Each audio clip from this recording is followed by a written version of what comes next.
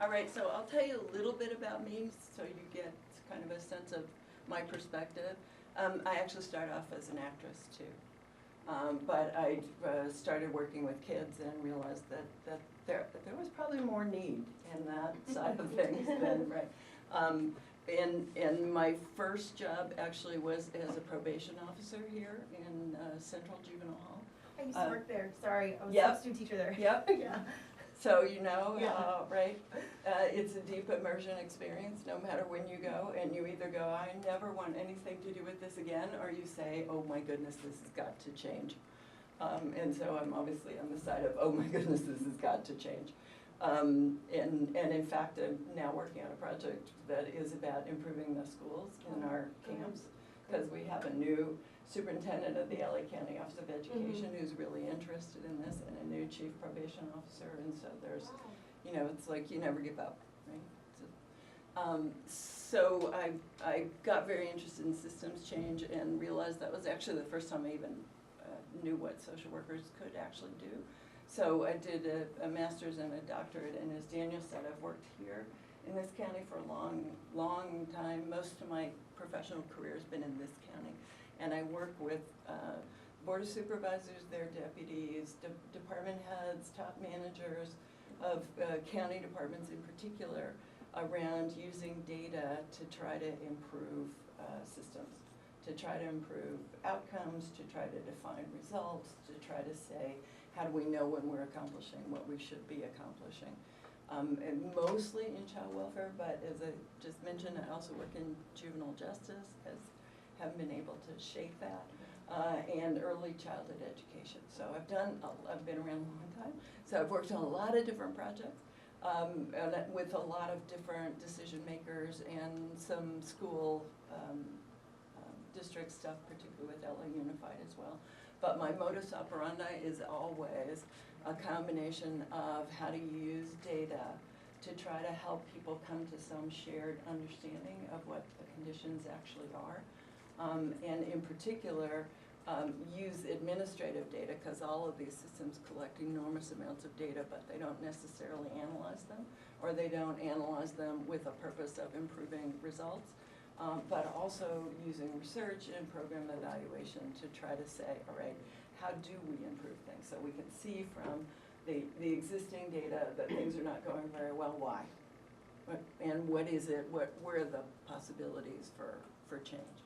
So I have been around a long time. So our Department of Children and Family Services here in this county was created in 1984. I actually worked for United Way in 1984, and one of the first things I was asked to do, the county had another crisis in child welfare. Somebody had died, which is unfortunately happens on a, not that often, but every once in a while basis, and there tends to be a political backlash, and often what elected officials think of doing is creating a special task force to investigate things. So that was the time when they created a special task force to investigate things, and they asked for a volunteer from United Way, and I got to be her staff person. So that particular task force ended up recommending creation of a separate Department of Children and Family Services. That was 83, 84. So I have worked pretty much with every one of the 17 directors of the Department of Children and Families since 1984. It's a very high turnover job. Not just here in this county, but in most jurisdictions, and particularly in the large ones. So after a certain amount of time doing that, I started to say, okay, this field is so chaotic, it's so confusing, there is almost nothing you can bring up in child welfare that people don't argue over. There's sides, at least 2 sides, often 6 or 7 sides of everything. Why is that? I mean, it's emotional. It's people feel very strongly about children. You know, it hits us all. We all were a child. We gonna have children. We have children. We feel very strongly about it. But I also came to realize that it's inherent in the history of the field, that there has always been controversy in this field.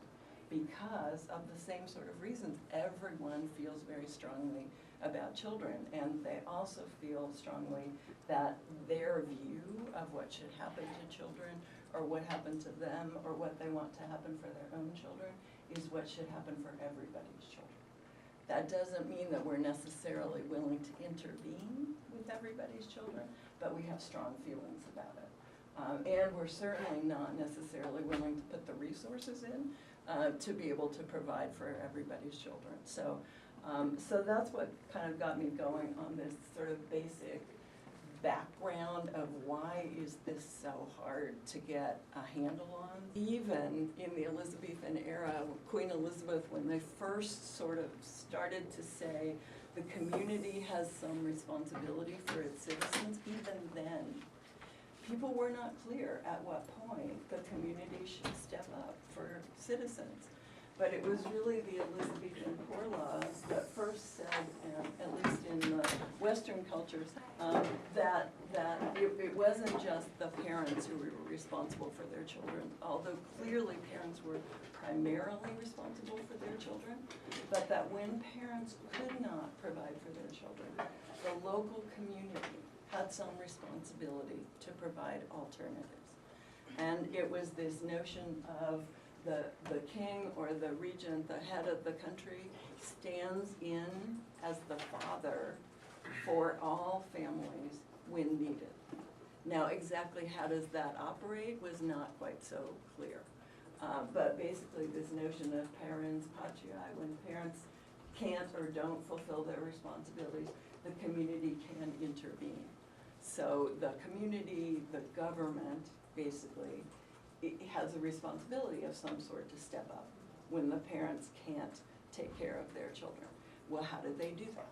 What are they supposed to do when they step up? And basically, in those times, they had poor houses or almshouses, and it was for everybody, right? The farmer whose crops failed, I mean, there was one kind of last resort place where you really did not want to go to, but there at least was one last resort place where you could eat. You would have to work in order to be able to eat, but there was some option for you. For children, there was also what was called binding out, or basically a kind of an early version of apprenticeship. It wasn't really apprenticeship because then you assumed that you would have a job or a trade or some skills at the end of it. Binding out was really, in order to eat, you earn your own way. So you will work for somebody, you will work for a master or whatever. And then the other thing they did was they transported people, right, which is how we got here initially. But the people who were not making their way well in Great Britain were transported to America, to Australia, to the colonies, right? So there'll be an alternative for you. It may not be one you actually like, but the government is supposed to stand in. And then it was also the beginning of, if you're entrusting people to work for others through binding out or through some kind of apprenticeship relationship, if the master is unduly cruel, then the government should also step in that case too. But it was the first time we established that the community should step up, particularly for children. In America, I think you guys saw the article, or Daniel suggested this article. It's a really good summary, I think, of a lot of history in America. And basically, what John Myers says in this is that there are three eras. So even before 1875, before that, there was no organized protection of children, really. But there were people who said, wait, the community has got some responsibility. We have to do something in cases of excessive cruelty. We have to be able to respond when these situations come to our attention, usually through the courts. It was the judges that might say, wait, this is excessive, this is difficult. But it wasn't children really specific. It was an idea that basically that the community had to step in if conditions were particularly bad for any of our citizens. And then basically in 1875, and I'll talk about that in a minute, there became this idea that we need to step in differently when it's children. The children need a different kind of care. They shouldn't just be put in with the impoverished adults. That we have to think about what we do for them a little bit differently, and that we probably owe them a little bit more in terms of protection from the forces of cruelty, but also just from being neglected, from nobody there who can care for them. And then it was really the early 60s that we started to have a pretty organized system of child protection. Before 1875, Myers kind of talks about some court cases that happened, and he's basically making the point that it wasn't systematic, but there are examples.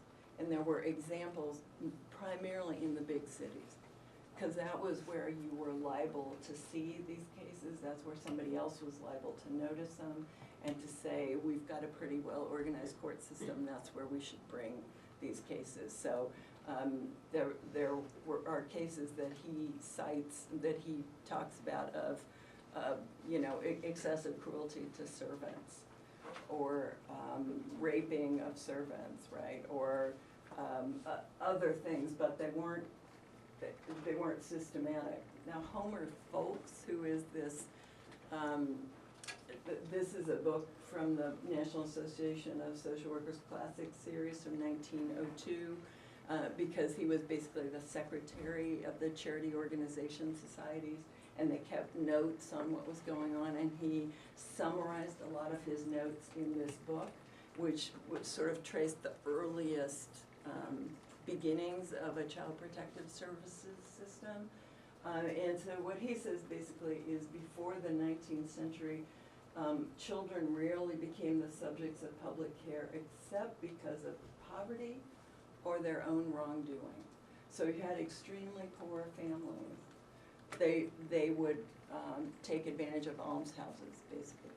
And if children, older children, this is basically youth, were delinquent, they were committing crimes, their own wrongdoing, then they also came to be part of what the government was supposed to pay attention to.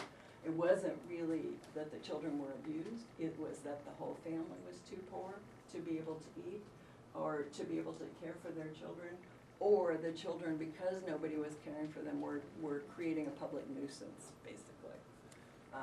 And then even in 1735 in Boston, there was a law in the books that said when the parents were unable or neglected to provide the necessaries for the sustenance and support of their children, or, and I like this part at the end, where persons bring up their children in such gross ignorance they do not know or are not able to distinguish the alphabet or 24 letters at the age of 6 years. I'm looking at you because you were a teacher. We have plenty of kids who cannot distinguish 24 letters at the age of 6 years, right? And so that makes, to me, that makes this one particularly interesting. That 1735, we were assuming that, of course, every child was going to know their letters at the age of 6 years, and that parents were going to be the ones who were going to teach them. So it's an interesting case of neglect. Right? So I mean, your point, but I mean, there's nothing. I mean, that kind of measure of educational stability or educational achievement is not even, we don't even talk about that in the modern context. So it's really just so interesting to see. Right. That, I mean, it was just in Boston, it was just in one place, but it was 1735, and the common societal assumption was that one of the major things the parents were supposed to do was teach their kids to recognize their letters, right? So they'd be ready to take advantage of this public education that we were making available. And all of the assumptions around that, right? That parents would know how to do that there'd be community support for that, and that, of course, that would be an indicator of really gross negligence if you hadn't taught them their letters. And then he says later on, it's 1825, it's the right and duty of the public authorities to intervene in cases of parental cruelty or gross neglect, seriously endangering the health, morals, or elementary education of children, and to remove the children by force, if necessary, and place them under surroundings more favorable for their development. This is important because these ideas were just beginning to come into fruition. There was no national, there was no, obviously no federal presence in this.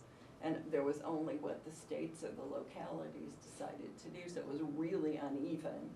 But Boston, being a pretty forward-looking city, obviously even in 1735, and then primarily along the East Coast in the 1800s, there were starting to develop some standards of what communities should have in place, and that it was not just if the parent comes to you and they can't take care of their children, or if a child is running around on the streets and creating a nuisance. Now it is if they're not, if it looks like they're endangering their health or morals, we can remove them from their parents by force in order to put them in a place where they will be able to achieve these community standards. The big difference that happened in 1875 and why 1875 is this cutoff point is there was this development of the Societies for the Prevention of Cruelty to Children. Again, these were not for profit, these were voluntary agencies, these were not government agencies, but you started to see across the eastern seaboard the development of societies for the prevention of cruelty to children. And there's a lot of myths about the development of these societies, but there's also some truth behind some of it, at least we think. And the famous case is the case of a little girl in New York City. She was basically a servant to a family who was taking care of her she was to work for them. And both parents were very cruel. And the neighbors noticed this cruelty, and somebody who was a volunteer kind of do-gooder, and I'll get to the volunteer do-gooders in just a minute, but who was associated with a religious group that went around in the tenements for the poor families and sort of saw what was going on, heard about the case of this child, Mary Ellen. And when you read about it, it is pretty horrible. She took the scissors and stabbed her several times and wouldn't feed her and so forth and so on. And this friendly visitor, they're called friendly visitors, said, if it was a horse, I would know where to go. If it's a child, I don't know where to go. And there's a lot of, that's kind of the apocryphal part, and evidently there was a lot more detail than that. She tried several things, but she finally went to the Society for the Prevention of Cruelty to Animals and made a plea to the person who in New York at that time was the head of that society and said, if this were a horse I was telling you about, you would step up. I can't find anybody who will step up for a child. Would you take this on? And the head of that society said yes and did take on this case, and there are court proceedings still from that time about what went on, and it led to the Societies for the Prevention of Cruelty to Animals expanding their purview to also care for children. And there's that, the mainstay of that is still around, the American Humane Society. American Humane Association has two wings. One is animals and the other is children. But in 1875 was the first case that highlighted this great need, and then it was covered in the newspapers a lot, and that led a lot of the wealthy people in the city to create this society, and pretty soon, as you can see, by 1900, in only 25 years, there were societies in 161 cities around the country. What they were really focused on, and that's because the reason I wanted to tell you a little bit about the story behind it, is the story led them to what services did they provide, right? What they didn't, in those days, they didn't think about it in terms of services, right? They thought about it in terms of what is their mission. Their mission was to rescue children from bad parents. And so we still have that idea is still around, that what Child Protective Services is about is rescuing children from bad parents. And the Societies for the Prevention of Cruelty to Children were the ones who, because of how they were established and what they did, and also I think probably because they were thinking about rescuing dogs from cruel masters, right?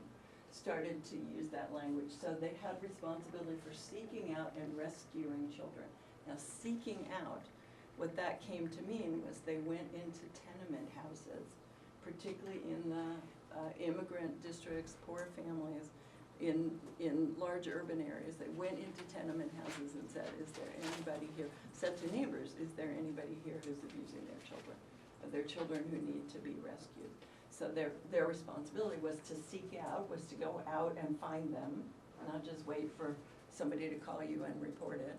And then to take those children away from those families, and evidently, according to Homer folks, to take them away in such a loud and clear way that it would scare the other parents in the tenement building. So anybody else who was thinking about mistreating their children would be afraid to do so, because the officers from the Societies for the Prevention of Cruelty to Children would come around and everyone would know.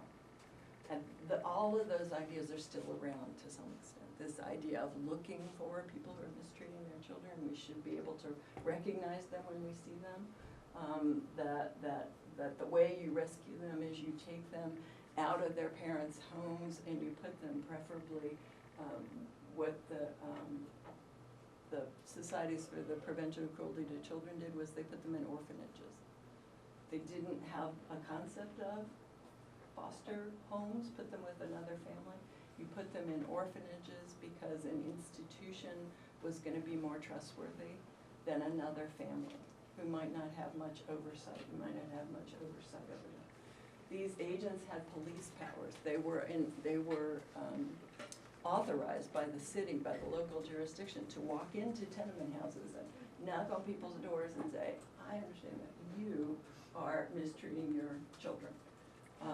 And they, as I say, they were perceived by people as more like police than as service providers. Yeah. Once those children are rescued by the different societies, are the parents allowed to still keep in touch with their children? Evidently not. This is, this is history and it depends on the record, but the idea was, if you have mistreated your child so badly, you no longer deserve them, right? It wasn't like we're gonna take them away in a temporary way and rehabilitate you. It was, at least the way that the Societies for the Prevention of Cruelty to Children thought about it, was you've proven yourselves to be bad people. And probably they were really focusing on pretty egregious cases. I mean, if the example of Mary Ellen is a good example, right? I mean, it was, from just reading some things about that, it didn't sound like anybody would consider giving her back to these people who, and by the way, it was the thought was that it was her stepmother who was abusing her. That she was probably the illegitimate child of the father in the home, but the father was no longer there. It was the stepmother who had gotten landed with this child who she really didn't want, and so it was this whole complicated situation where they probably didn't want to visit her in. Right? But the Societies for Prevention of Cruelty to Children are only one of the 3 basic approaches that we used in this country when we thought about families who were not raising their children to community standards. So there were 2 others about the same time. So the societies were basically, that was 1875, right? And then by 1900, they had grown enormously. So as you see here, by 1890 in New York, they had grown from this one child, 15 years later, to 15,000 children, because they went out and sought them. And they looked for parents who were being bad, who were not treating their children well. And their Homer Folks talks a lot about the fact that they believed that orphanages were a better alternative than homes. So that's why I put this number in, to 2,400 in orphanages and 6 in homes. So there was not an idea where families are the right place to raise children and we're gonna look for another family. It was instead, if the family has failed or their caregivers have failed, then this child needs a completely different approach. The settlement houses were based basically on a model that came from Europe. Certainly a lot of reformers from here went to London and visited some of the settlement houses there in the 1870s and 80s. And so around the same time, this idea of settlement houses was developing. And I imagine you've all heard about them, right? And so basically the settlement house, the reason it's so different is it was, we're having a wave of immigrants, people who are not accustomed to the way that we do things. Of course, people are gonna take some time in order to become acculturated. And so what we should do in these very poor neighborhoods with a lot of tenement houses, rather than walking in and taking children or rescuing children, is we should provide support, right? So Jane Addams and a whole series of other really interesting, primarily women, but both. It was the first generation of college-educated women, and they were all looking for something to do. And basically their choices were you could be a teacher, you could be a nurse, or you could join this really exciting new movement, which basically set up houses in these poor neighborhoods and offered childcare, employment, language, just all kinds of things, but not because you've been identified as being bad. It's because your social and economic circumstances are of course gonna make it difficult for you to figure out how to raise a child and hold a job at the same time, right? So there's that whole set of ideas, which is about, this is a normal situation. Anybody who's come from another country, trying to figure out how to learn a different language, find employment, negotiate schools, et cetera, is of course gonna need some help. Today we call that family support. And it's still a very strong thread of part of what we do in the child welfare system, is we provide support to families who are having difficult circumstances. And then we have, yeah. I don't know if you have got the point. It may be a really weird question, but I'm just really curious about how intense the whole investigation process is.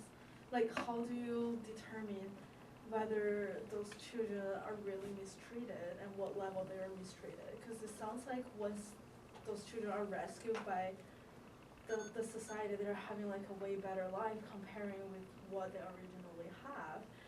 And there may be a possibility that some families may just want to take advantage of it. You mean now, or you mean back then? Either. I'm just kidding. I'll try to come back around to it, so remind me if I don't enough. But in any of these circumstances, right, you have societal norms about how people should treat their children. So whether it was Elizabethan times or it was Boston in 1725, right, there were societal views about what was acceptable range of treatment of children, right? And those views, I'm sure, always ranged enormously. There was never one standard, right? And so depending on all the factors in the community, it probably varied a lot. And that's why I'm focusing on these three I call them the three roots of child welfare, because it was the reformers themselves who brought ideas about how you should treat children, how badly off they are, really. There's not an accepted, across all cultures, across all societies, across all times, it's not an accepted, here's how children should be treated. Ideas about how children should be treated have varied across time and within a particular time and place. So these three ideas, the reason I focus on them is they still inform how certain people look at it. There's still certain people who will go out to a to investigate a case and say, oh my goodness, this family is new, they've lost their jobs, they have nothing in the refrigerator, they're about to be foreclosed on. Yes, this child doesn't have much to eat, but nobody has much to eat, right? Do I separate out what's happening just with the child? Or do I say, wait, in this family circumstance, maybe this family is doing all they can too, right? And so it's the whole family we've got to give some help to in order for the child to be better off. Somebody else might go out in that same circumstance and say, wait, this child is not eating, and they're not sending them to school. This child is not, their welfare has been endangered. And if even worse than that, there's not, there's not somebody home to take care of them when they're an infant, they're leaving them in the care of a 6-year-old or something, right? This child is not safe. So my responsibility is this child, and this child not being safe. I can feel kind of badly for the people in the family, but really it's this child and their safety, right? And you could see that happening basically at any point in time. It's in the view of the beholder often. I mean, there are extremes. There are definitely extremes where probably everyone would say this child is being maltreated. Or, most people would say, this family isn't responsible. They can't take care of this child. This child is not safe there. And there's the other end of the continuum which would say, what are you talking about? Why are you alleging that this child is at risk here? It's just a matter of, the parent had, one day they left them with the wrong people, right? They know they shouldn't be leaving them with those people, right? Most of what we do in child welfare is the gray area in between those two extremes. So we try very hard to standardize those judgments and have, assessment tools and all that kind of stuff. But it's hard because a lot of what you see in somebody else's family, I mean, just think about your own experiences, depends on how you were treated yourself. And what you've seen in your friends' families and how you want to treat your child, right? So it's very hard not to have some degree of bias in your perception of what's going on in somebody else's situation. I was curious, how many families actually take advantage of the family services and getting parental training? Because I'm sure it could be very effective, but I just wonder, how many parents will willingly attend a class like that, knowing that it is going to be a biased class because it's going to be based on, our American norms and standards of parenting. And I mean, there's cultures where it's acceptable to marry a 13-year-old. So like every culture is different. Right. If somebody comes to your house and says to you, I'm trying to see whether you're a fit parent, and if you want to prove to me that you're a fit parent, here's the things you will do, it's very likely you'll do them. And even more likely, if I come to your house, I've said you're not a fit parent, I'm going to open an official case, we're going to take you to court, and a judge in a court says to you, if you want this child back, you will go to it's even more likely you're going to, now going and there's a lot of gradations here, because personally, I don't think our parent education classes are very good. They've devolved into something that's more like, I'm gonna show that I'm a good person because I show up, as opposed to, right? But yeah, when we start to use the policing powers of the state to say, if you want your child, you're gonna attend these classes, most people go. That's kind of based on coercion. Yeah. Well, I mean, just the coercive, I mean, if you look at, for instance, the nurse home visiting model, it gets a lot of play and a lot of love. They've got something akin to it in Durham, North Carolina, called Durham Connects. And I was at a conference, and they're talking about, wow, we got these great numbers of those who volunteer. You see much lower rates of child maltreatment entrance, but there's about 20% who don't opt in for those voluntary interventions. So the question is yeah, I mean, and this is something we're going to get into a lot. We've got Betsy Bartlett coming out, and Emily's going to talk a little bit about those diagnostic tools. And so I think that But, so I Yeah. think that that's a There- problem. There's a lot of, you know, there's an array of services we have, some of which have pretty good evidence, and we think they're pretty effective. But they're small, they're not available for everybody. They're only in certain locations, they have certain criteria for entrance, et cetera, and as you say, it can be, you know, nurse home, Visiting? nurse family partnership. Yeah, nurse family partnership, yeah. Is first-time pregnancies, right? I mean, it's a particular slice of the population, and those are not coercive, right? You have to meet certain criteria and so forth. But there are other kinds of programs that, there's a continuum.